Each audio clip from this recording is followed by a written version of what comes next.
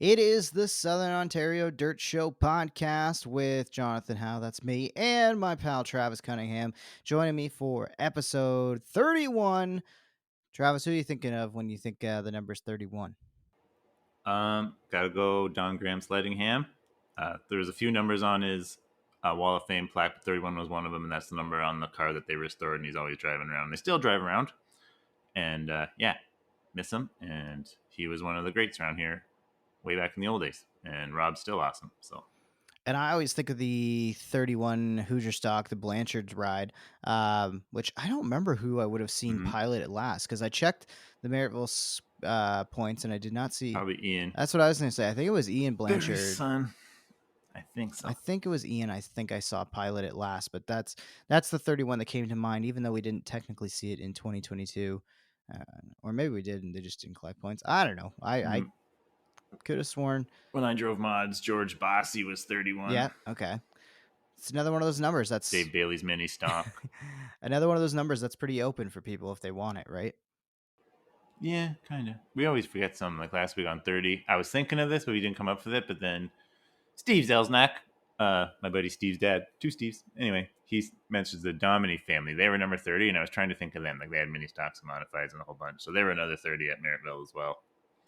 So there's always more that we think of. But yeah, like Daryl Curran for 31. He won an Knights Action Sprint Tour race. He's a 31 locally. We didn't say him yet. And that's a good pick. Tom Stillmore missing too. I'm sure there's always ones that 31s. pop up that we think of. Yeah. Speaking of Ohsweken, we should probably start with the Ohsweken Banquet, which, I was thinking about coming to Crash to attend, and then I felt a little bit under the weather, so I passed on that. But you had yourself a good evening, picked up a piece of hardware, and just talk to us a little bit about the Ohsweken Banquet, buddy. Yeah, picked up the Hard Luck Award, which you don't really want to win that, but we got it, and Baron going home empty-handed. There was a season end video thing, and it was a real nice video with Noel Teal in there, and that was really heart moving. And that moves into other news. Like yesterday, we lost my buddy Paul Piconin, who not finally, but we thought he was doing good, but he succumbed to injuries sustained in that wheel accident or complications to it, and it really rattled me last night. And that was tough also to hear. Brett Stratford, crew guy Tom Downey. He's just been moved into hospice care, and he's a guy I've known since go-kart days. He was a go-kart racer at Merrittville back when Merrittville had like 20 carts a night in seniors, and it was a real heck of a race. And there's a ton of people now that race big cars that were in that field back then. And Tom was right up there. He's always super quick and got a couple wins. And thinking of Tom Downey as well. Of my buddy Paul Piconin, who, too much of that lately. Yeah, definitely. Tough news, but lows and highs, of course. Lots of good news that came out of the banquet as well. Something that I think I can't remember if this was announced last week and we missed it on the show, or if it broke. I think maybe the day after we recorded. But DJ Christie going in the 360s full time. Yeah. That broke basically the day before the banquet or whatever it was. And he basically said it on our show. I'm just like, that's when he'd already hooked up, and that was basically an audition when they sent him to New Jersey, and he was in the top 10. So at that point, I figured pretty much right there he was good to go. And I was right. And then he announced it. And then Glenn announced there's lots of rumors going around about it, but he finally announced about making the frames, and Brett Stratford's been welding them. And they had one at the show, looked pretty nice with the awesome looking colors. And Brett did a good job on the new frame sitting there, and they gave two away. Corey Turner won one, Seth Roy won the other one, so that's the Dykstra clan getting that one. And that's Turner's and Seth. And then they got those cars aren't built yet. Glenn was going on a little bit of a speech about who was getting each car, and it's kind of hard to follow, I'm not gonna lie, but they're getting a car eventually for free that Glenn just kind of decided to give away at the banquet. Nice. And Terry Vance is going up there to build some engines. So Glenn building a super motorsports team up there. Yeah, gonna make them tough to beat next year. We'll see, especially with some talent in the driver lineup like DJ Christie. That's pretty exciting stuff. We also have some news down south about one of our big block guys, or one of our super dirt guys, Matt Shepard, going and racing some late models. Yeah, that's sparked a little conversation about the T Mac was the only McCready was the only guy to really get going on that, and yeah, we'll see what Matt Shepard does. Like a lot of guys have had good runs. Tim Fuller stayed on it for like 3 years, got 3 or 10 World of Outlaw late model wins, and I'm pretty sure a couple other ones. But and then he eventually dropped off back to modified. Just a lot of traveling for local New York guys. And it's not like Shepard's going to do this Yeah. to go do it full time. He just won $750,000 racing modified, so it's just something to do. Yeah. But He also did blow up 2 engines in the span of 2 or 3 nights down in Charlotte, so, maybe the late model funding, can pay he's for going to some of have to those win to help engines. fund that. I know, eh? Yeah, you're gonna need some big bucks to replace that stuff, but it should be something worth keeping an eye on, especially in.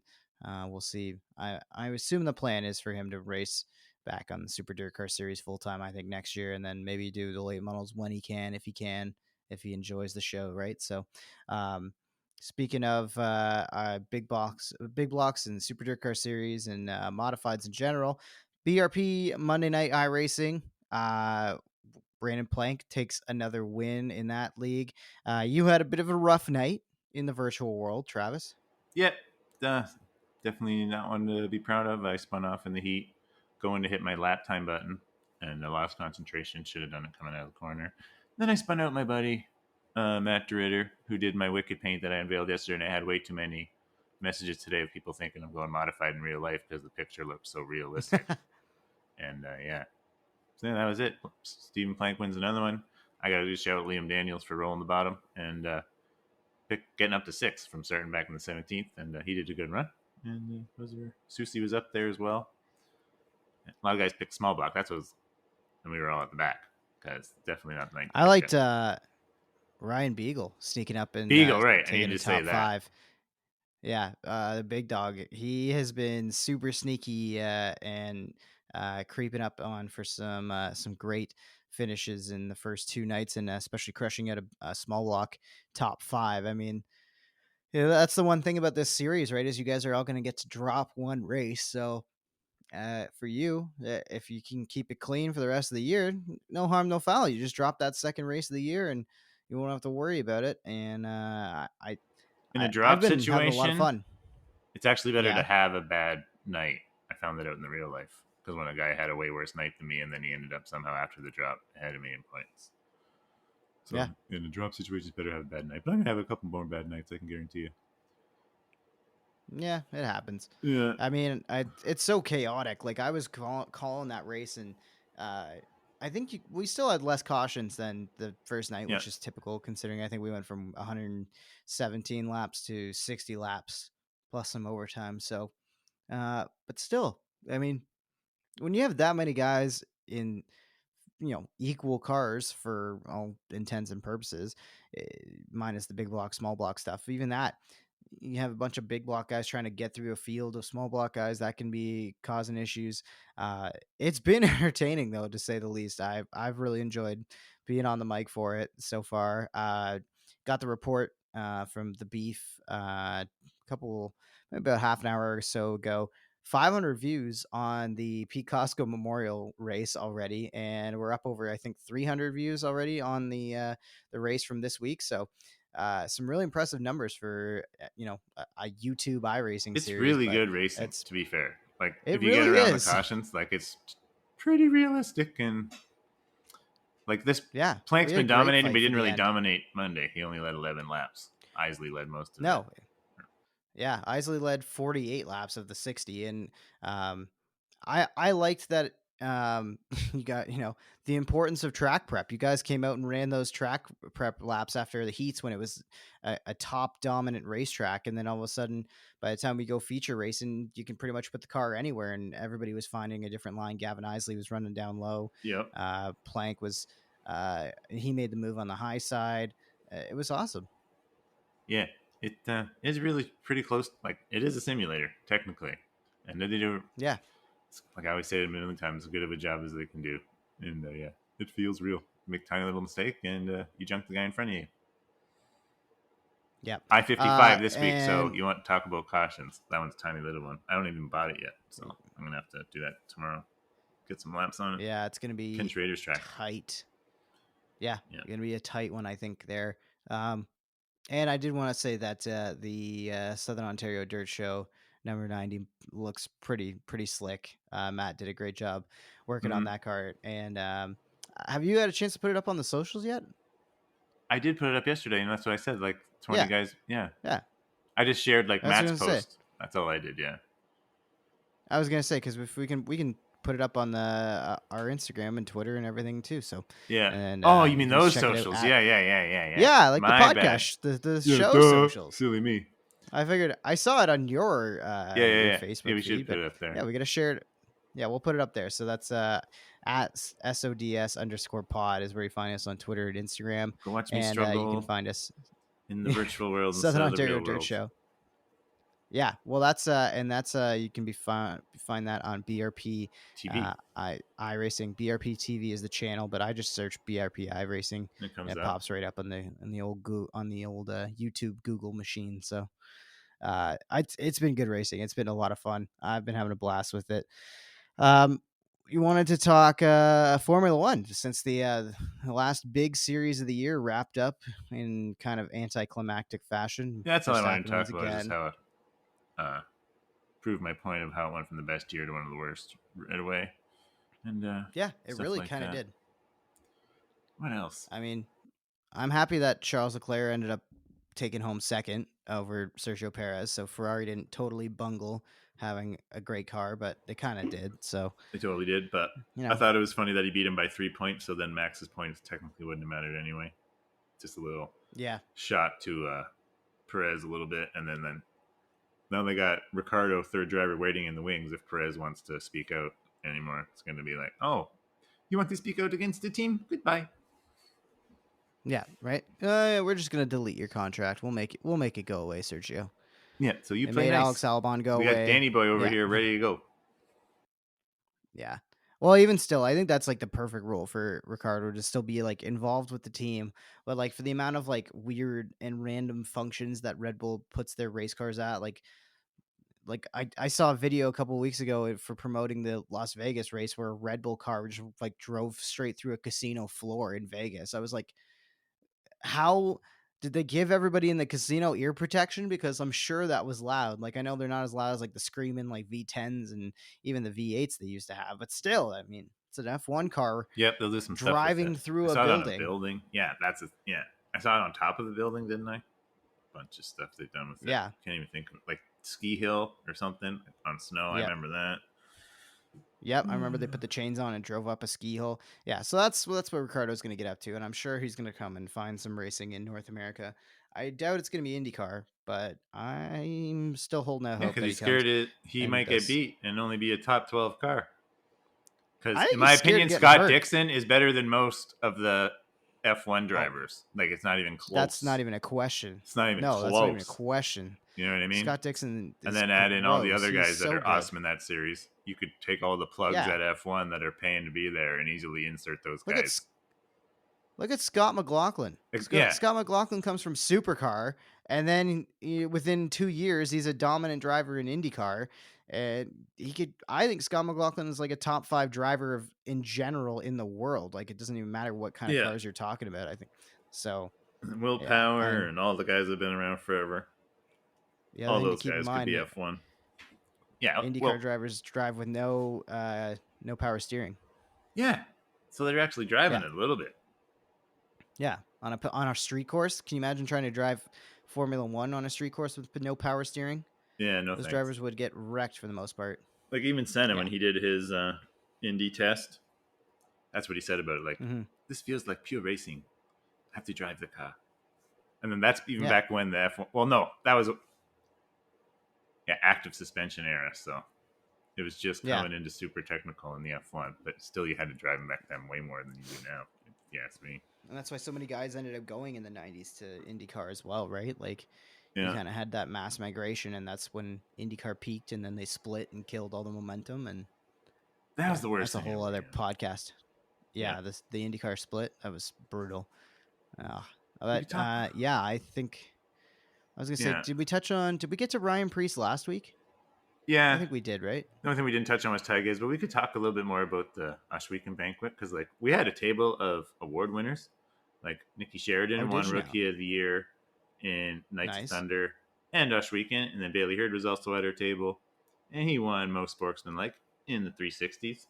And I forget some of the other awards, but oh yeah, Ryan Turner won Driver of the Year, which and his brother won all the championships, but Ryan got the 2 nationals and picked up the Driver of the Year award. I think Uh, that's pretty appropriate, right? who got most improved? Josh Hansen, also appropriate. Yep. That's all for the 360. I didn't.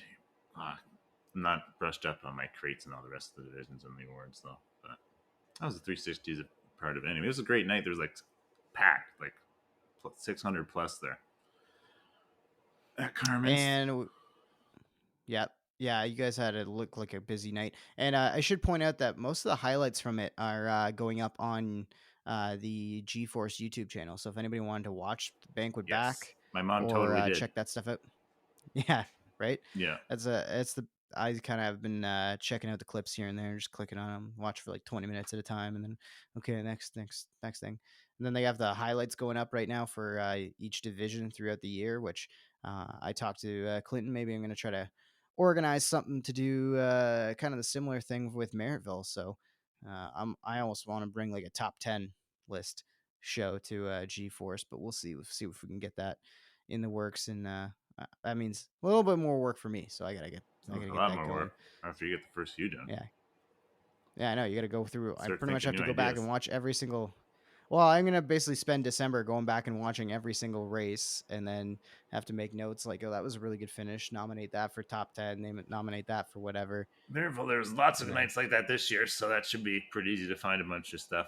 Might be hard to narrow it I down though. know, I know. That's what I was thinking. I was like, this is gonna be a big undertaking to try to limit things down to 10 because the finishes were just so good this year. I mean, the racing was just spectacular. Like I can only hope. And it's feels weird to say that because we had so many drivers have like dominant years, winning like 7, 8, 9, 10 races in the division, but still, like they still had to work for it, and it made for really entertaining racing. So I can think of a I'm lot of the fantasy stoked with this year. races, especially where you finished it off in the last little bit, or someone else led the whole thing.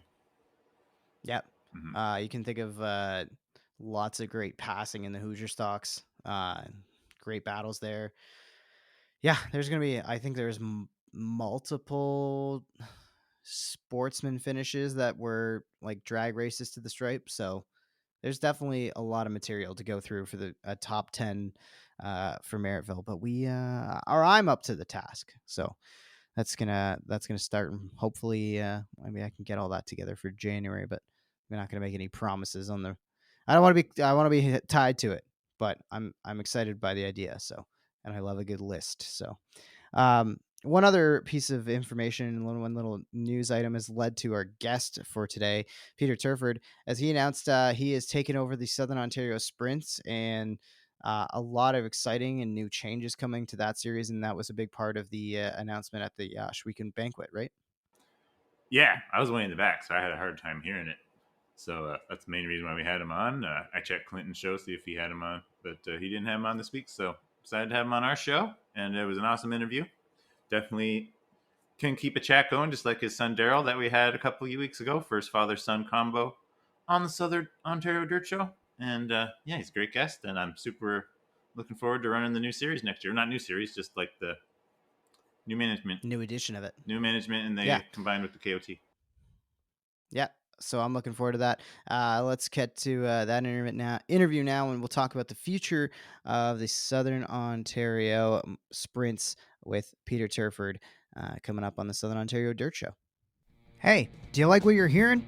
Want to support the Southern Ontario Dirt Show and help us expand our coverage across the province and Western New York? Well, your ad could be playing right here.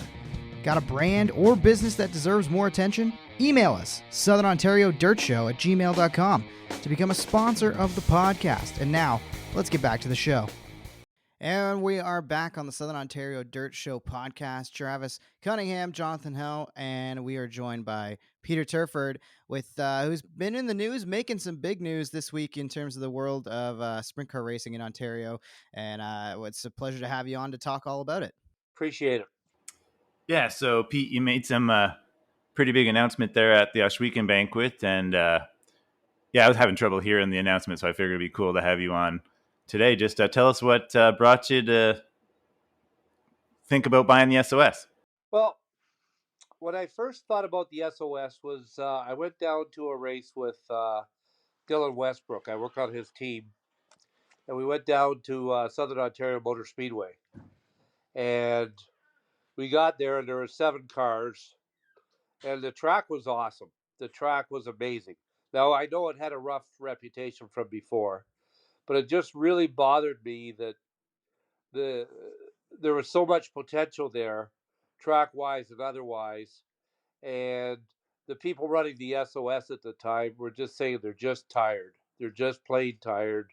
They're volunteers. They're wore out, and I totally get it because I've done the job, and I'm coming up on full retirement. I thought, well, I need something to keep me out of trouble, and I thought I would try and do what I could for the sport. So I got back into the SOS. I basically offered the SOS guys. I said, if you guys want out, I'll take it over. And that's essentially what happened. And then in the meantime, I was quite surprised, but the Knights of Thunder also said, "Look, if you're interested in combining the series, we'll do that, and we'll hand that off to you as well." Which I can't thank them enough for, but it also comes with headaches too, right? But Yeah. yeah, very pleased, very pleased. So you mentioned the paring down of Southern Ontario sprints and the KOT. So just for drivers, for fans who've come to know maybe one or the other or both, what can we expect from the SOS going into next year being the only traveling series? Well, the one thing that surprised me is how many races we have already. Um, I think we're sitting around 13, 14, 15, and there's still the potential for 2 or 3 more. So that actually surprised me that there were that many tracks ready to get on board and wanted to do this. So that's all looking good. I keep hearing about new 360 teams almost every day. So and so's buying a 360. They're moving up from crates, and on top of that, there's people moving into the crates as well. So I think car count wise and everything else wise, we're actually in a pretty good place. Uh, there's concerns, obviously, like tires is front of mind for everybody right now, and I'd love to give you an answer what we're going to do there, but I still don't know yet. Yeah, fair enough. Yeah. The other thing, we're not on the same sponsorship level as they used to be with all the Pinty's money. So we're chasing that, and I'll make no bones about that. But what I have vowed, and I will do, is we will pay the same purse as the Knights of Thunder, which is static for the Knights of Thunder. It's up for the SOS guys, and we've already put a couple things in motion to up the purses further. Like the opening day at Brighton is now going to be 2,500 to win as opposed to 2,000, and we've got some other things in the works along those lines. I think you're going to see. I would say at least half of our races. Well, maybe I'm exaggerating a little, but most will have a kick upwards in the purse. Yeah. You basically, I can elaborate now. That's basically what I was going to ask you. You went there with the point money. Like for a small team like me, like Yeah, I'm not really all that interested in a big point fund money because a lot of times is top heavy. Even though like the KOT was 1,000, but it was like 1,000 from fourth on down. Like it was like 1,800, and then just kind of went down by 100. yeah, But like for a small team like me, yeah, like I would almost like prefer like if you were going to go a smaller point fund and then maybe have some like 500 to start races and then have her or 300 to start stuff like that. You know what I yes, mean? And then just have her a yeah, little thicker through the middle. yeah, yeah, and that's very difficult to do. And it's funny you mentioned the point fund in terms of that was a healthy point fund. It was, yeah, And yet, when you spread it through 10, 20 people, a very healthy point fund gets pretty minimal, just like a purse, right? Like yeah, yeah, you'll think, oh, that's a huge purse. And then by the time it filters down and gets spread out among the field, it's really hard to make a difference. It really is. And like I say, I'm not taking anything away from Knights of Thunder. They had an awesome point fund, but boy, it's hard to reward everybody appropriately. Yeah. And especially the teams that literally need it the most. Yeah, like last year I got I think 1,400 for 6, which is pretty good, but like I got Yeah, new valves with it, and it was still a little bit short. You know what I mean? yeah. Like I say, you'd like to blame somebody, but there's only so much money to Yeah, go there's no one to around. blame. Yeah, but it's still good. Great. It was great Yes. money too, compared to all the other divisions around Yeah. here. Yeah. That is the thing that I still think sprint cars are the best value of any form of racing if you're trying to get into it. And I know it probably doesn't feel like it, but boy, I see some of the other stuff going on, and I just shake my head. Yeah, it's getting pretty wild in the modified world. It's getting pretty wild throughout racing, regardless of whether you're on dirt, pavement, whatever it might be. In terms of the scheduling, it sounds like, like you say, you've got a pretty surprising number of races already. Do you anticipate it kind of being Yes. from early spring to later into the fall kind of thing, or do you think this is going to be a calendar that's almost a bit more condensed, maybe for sprint car fans to follow? Well, it's funny. We end up at Humberstone right now. Nothing else changing. But one of the things I was talking about with one of the tracks is, and boy, it's such a gamble. I mean, you get a nice Thanksgiving day or a nice spring day, you've got a home run. It like I would love to see a nice Thanksgiving race where it starts on a Saturday around 3 or 4 in the afternoon, gets done just as the sun's setting type of thing. I think that'd be awesome, and I think it would be a home run. But I still don't know if I trust the weather around here if I'm a promoter to do it. But I'm encouraging someone to take a shot at it. Yeah, the only hard part there is keeping the track, but if you water it enough, you can Yeah. do it. It depends too. That's the hardest part, keeping the track. Yeah, like there's a whole lot of things, and it's like I forget where I was. I was at some race this year where it should have been like a coolish day, time of year, all that stuff, and it was just hot as Hades. You would have thought the promoter had himself lined up pretty good. He didn't. No fault of his, but that's why I think you could do a late afternoon start if you were like a 60-degree day and it's not the sun beating down and it's not windy as could be and all that other stuff. But again, I don't pretend to be a track prep guy, but I would love to try it. I'd love to have a nice fall. Let's put the season to bed under a really good note race. And the same with the spring to get things started. I really would.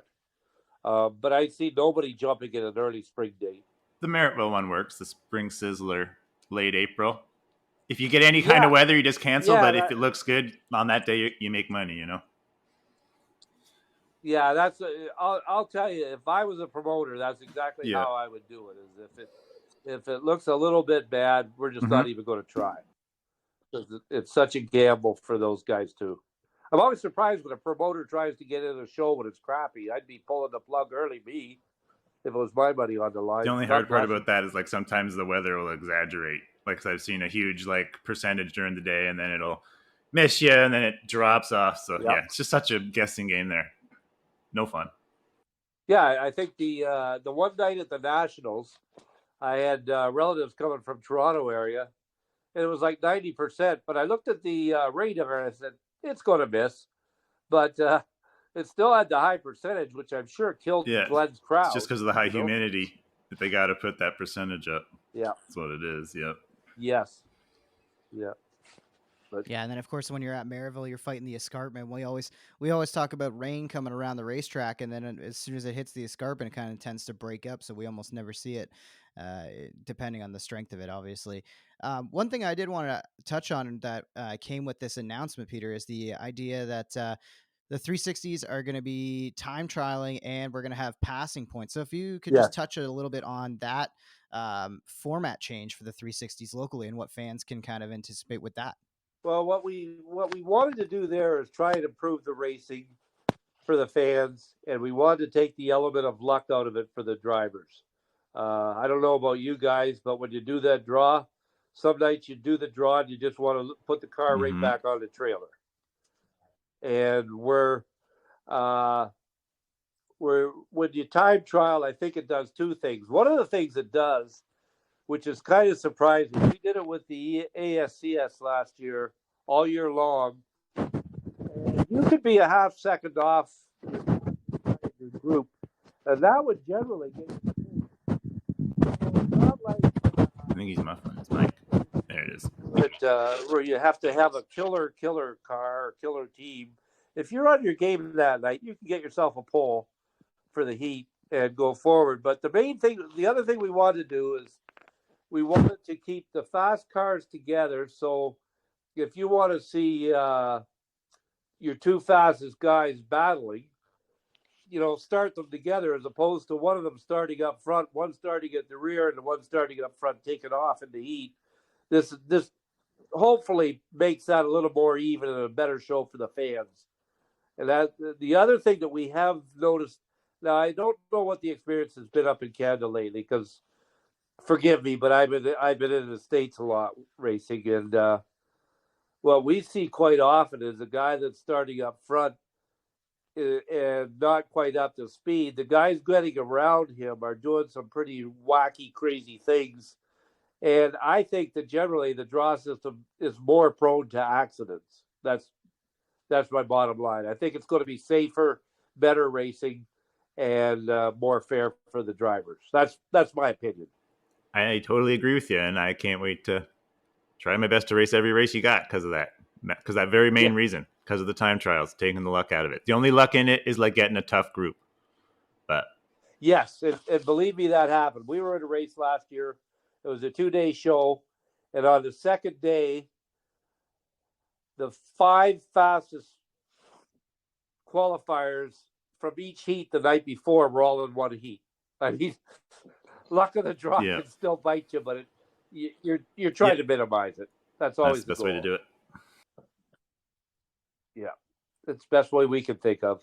So, for folks who might not be too familiar with your work in the world of sprint car racing and just dirt track racing in general, Peter, just talk to us about how things got started for you in the racing world and your journey to this point.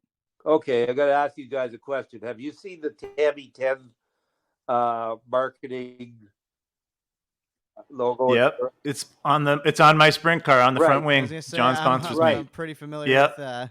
from Do you know Travis's the car. history of it? Harvey Lennox, the driver. Yes, Okay, well sir. I go back to Harvey Lennox. My first racing hero in 1966 was Harvey Lennox.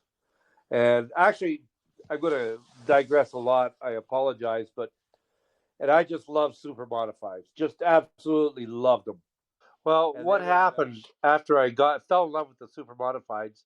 Shortly after, they got put out of business by the late models, and we didn't really have sprint cars back up. A single, an open-wheeled race car, full size with a V8 engine until the SOS was formed. That was the next time we had regular open-wheel racing in Ontario. So for the 80s and 90s, I would just go run. I worked with super modifieds. Helped out a guy named Graham Kells out of Woodstock. Drove a little myself at Sandusky, and then so that takes me through to the 90s, and then I heard about the SOS being formed in 1990. I want to say 6. six. Yep. Yeah, and then I was actually at the first SOS race. I helped out. I was the cone man. In those days, the cone guy was on the backstretch, and just got more and more involved as the years went by.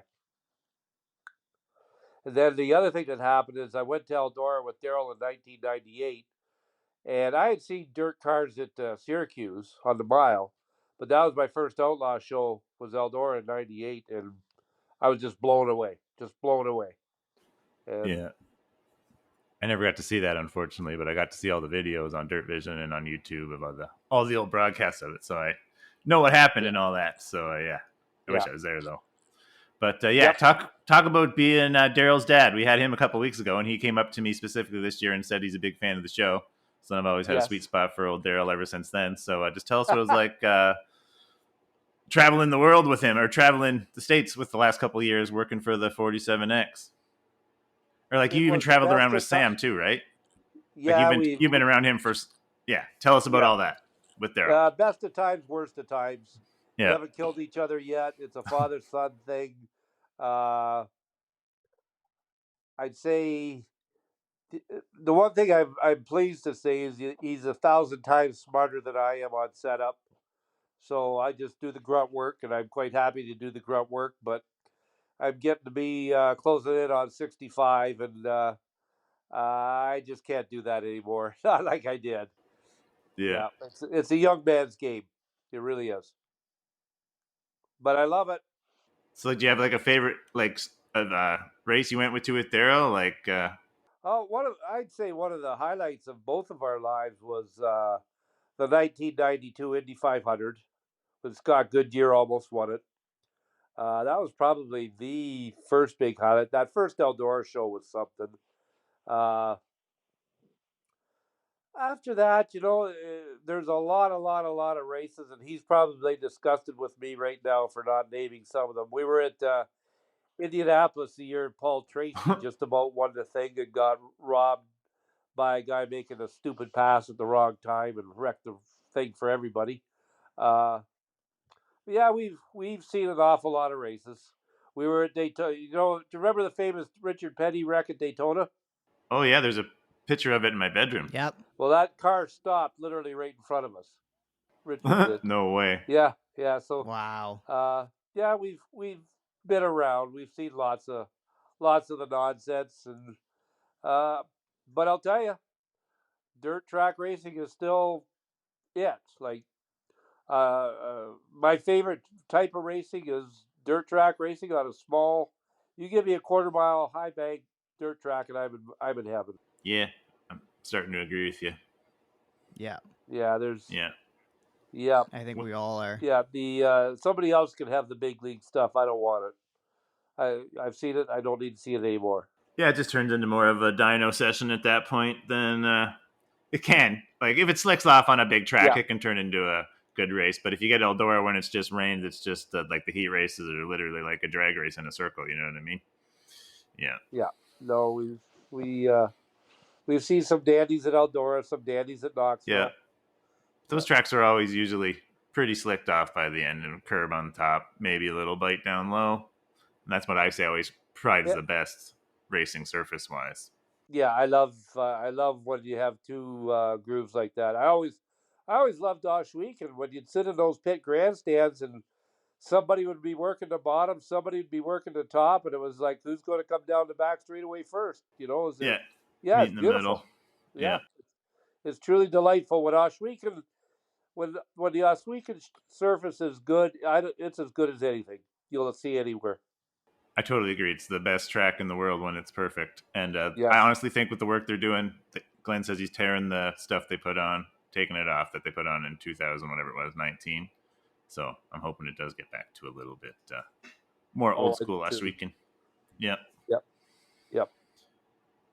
So now that you are going into the game of running a series here locally, and you've had all this experience at other racetracks and seen so much different types of races in your life, I'm gonna ask you this one. I'm gonna give you the ability, unlimited budget, unlimited plot of land.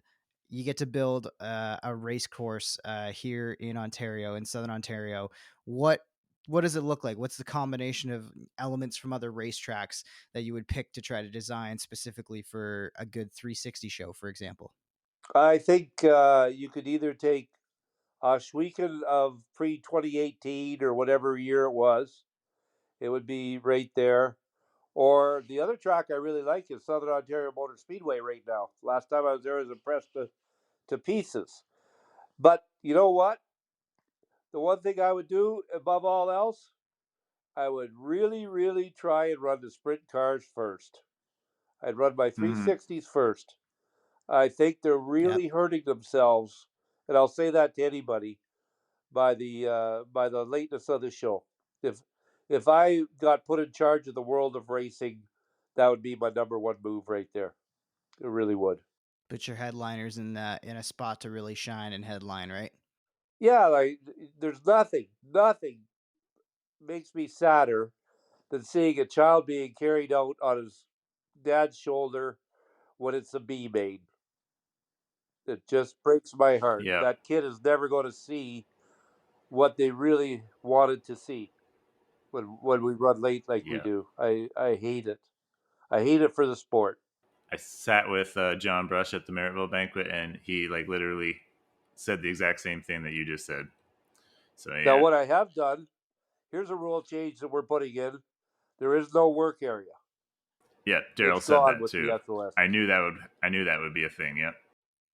Yeah, uh, I just hate sitting in the stands watching lap after lap of work area. So like one lap for a tire, and that's it, or nothing. Nope, nope, Nothing. nothing, Okay, nothing. I like it. Just like the olden days. The only difference I'll say is if there's a red flag and you come in, I don't care if you work on your car under a red. Okay. Have a ball. But no, I'm not holding up a show for that. And the other thing we're going to do for that practice and the time trial is if somebody causes yellow during that time trial session, they're going to lose their fastest lap because I don't want anything to slow Oh that wow. down. Uh, uh, I want everybody to do everything in the power to make things go fast, fast, fast. Yeah, I like that. I love it. I think that's exactly what we need in general. I mean, we had at Maryville this year, we had more than a few shows, and I think about 3 hours 30 minutes, 3 hours 40 minutes, which even that's like a bit of a longer night. Well, actually, sorry, I shouldn't say that. It should be like 2 hours and 45 minutes, I should say, because there were nights we started racing at That's like pretty much yeah, we were perfect. start racing at 7 o'clock sharp, and we were out of there by like 9:45 after five heat or five feature events. It's really ideal, and I think emphasizing that shorter show and not even necessarily shorter show, but just a faster paced show is going to go a long way to making a really good series. I'm looking forward to the Southern Ontario Sprints. Is there anything else you want to tease or tell us about this series, or where people can watch for more information as it leaks out in the off season here? Well, I did mention at the banquet. Trevor Quigley suggested Trevor several rule changes. He's on our team, so we are going to look hard at mandatory soaking of tires, an 8-inch wicker mill, and a big block engine is mandatory as well. So, uh, Big blocks are too yeah, that's heavy. true. Aluminum. Yeah, Still too heavy. Give me a good small block any day. but those are Big the over a big block. suggestions, anyways, from one of our guys. But those are the main ones Yeah. I would say is the big one being the change in the qualifying format. That's the big one. And no, that's the only thing I'd say is believe me, if our shows run long, I will not be a happy person. To get back to your point, is there anything better than on a June night when the sun sets late and the checkered flag has fallen and it's still like a bit of dust there or something? Dusk. I love it. Yeah. So Yep. Yep. That's the yeah. perfect So time. Yep. that's my big thing. We've got some other stuff in the works that is I think you guys are going to find very interesting, but I can't really tease too hard. No, Yeah. Don't do it's that. not like we're not doing anything wild or I should have even said it, but we're working hard to do some things like uh we wanted to, and I don't know how to do it, but I'm going to try and do it. I want the thing to feel the races to feel more like an event. If we have a couple tents outside the track as you're going in, one selling souvenirs, one doing, I don't know, 50-50 for example. I just want the event to feel like an event. Pinty's with the NASCAR stuff they're the model for that stuff. You really want to feel like you're going to a show. So that's kind of what I'm teasing, but I don't even know if we can pull it off. But that's what I want to get. That's just like yeah. Have a table out there, a couple driver autographs, hero cards. Exactly. Yeah, so when I say I'm teasing, I'm not teasing anything No. elaborate, but that's where I'd like to get to. Mhm. That's what I want to do. Yeah. So It's like the vision is there, the dream is there, and that's awesome. It sounds like a great thing to try to work towards, and I for one am excited. Travis, did you have anything else for Peter before we Oh let him go man, for the evening? I think we touched on all of it. Just talk about okay, your Hope driving. Talk so. about your driving. Like how? oh, I suck balls. Oh wow, how long? Like, did you do it for a year or 2 years or? Just a year, and to defend myself, I never wrecked the car. I never bent it, and I had a right rear that, as Jim Hurtubise used to say, it was so hard on pavement it used to have sparks coming off it. Like I was trying to raise a family and race a car, and everybody knows how tough that is. Yeah, But I'm glad I did it. And to be honest with you, when I came away with it from, I thought, if I stuck with this long enough, spent every dime I had everything go right, I could probably win a feature one night with everything going right. But no, I'm not going to put anything more into it to be at the back. You know what I mean? So yeah, I walked away from it happily. I really did. yeah. And then Daryl started the race too, so you got to help that way. Yes, I did. And actually, that's one thing I learned with Daryl is I'm a very good guy for racing with no dollars, no nothing.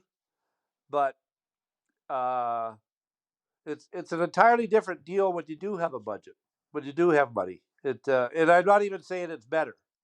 When you're broke and poor, you're buying used tires, so you're never grooving or siping, for example, because they're Mhm. already grooved. Already done. Yeah, yeah, Yeah.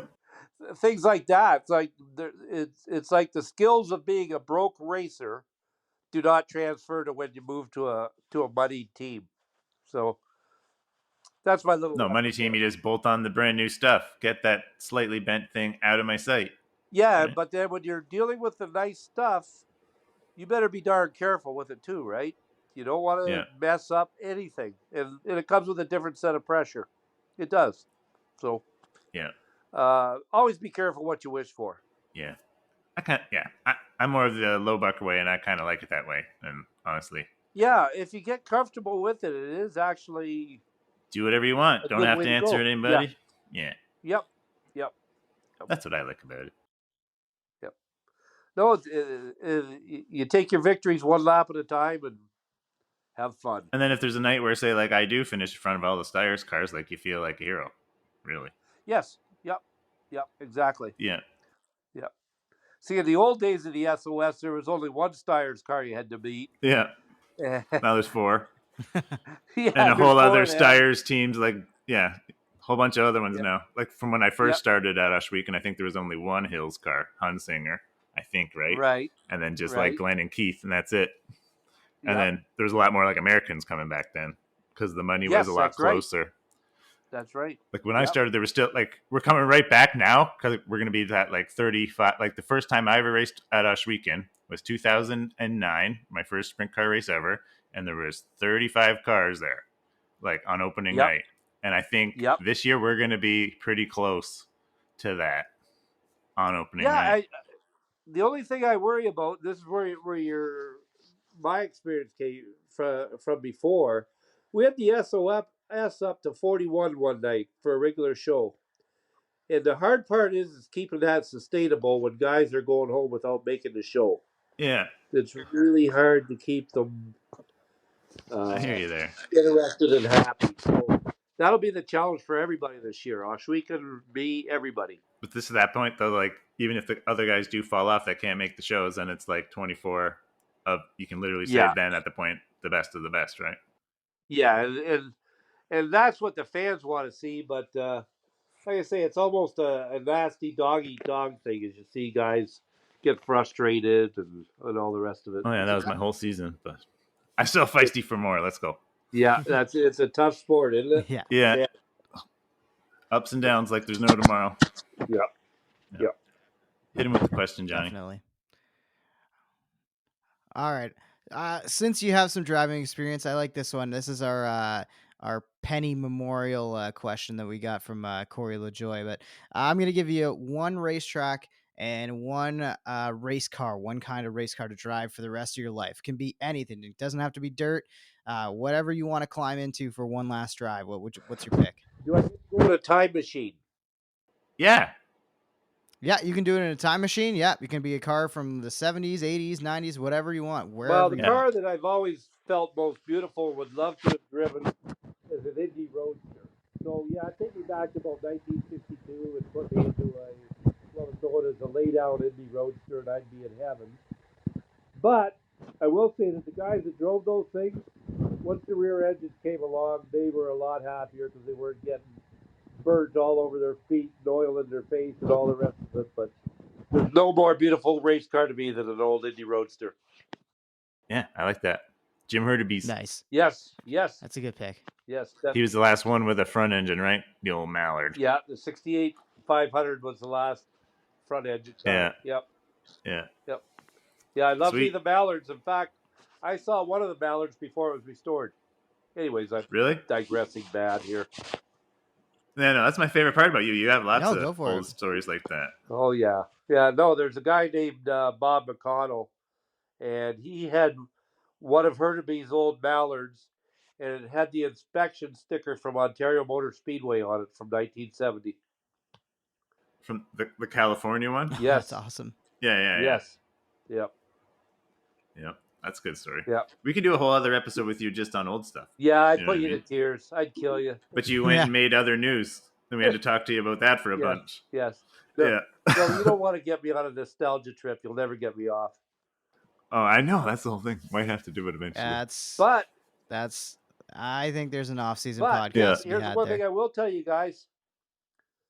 All those races I saw in the 70s and that stuff, the racing now is way, way, way better. Way better. More competitive. Yes.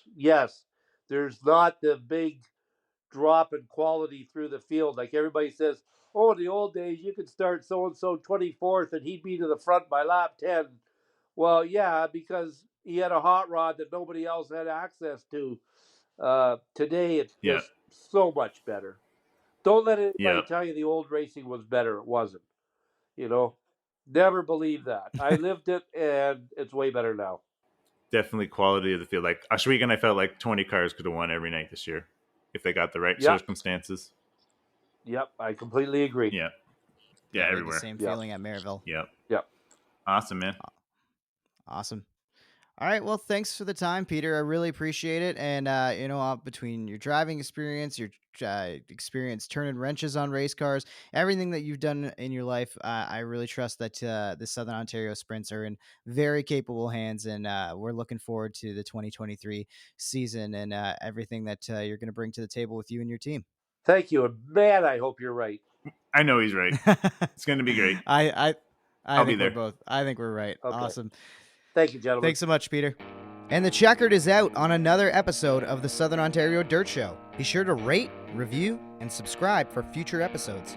Connect with us on Facebook, Twitter, Instagram, and TikTok at Southern Ontario Dirt Show. Have a question for the show? Email us, southernontariodirtshow@gmail.com. Thanks for supporting local racing in Southern Ontario, and we'll see you at the track.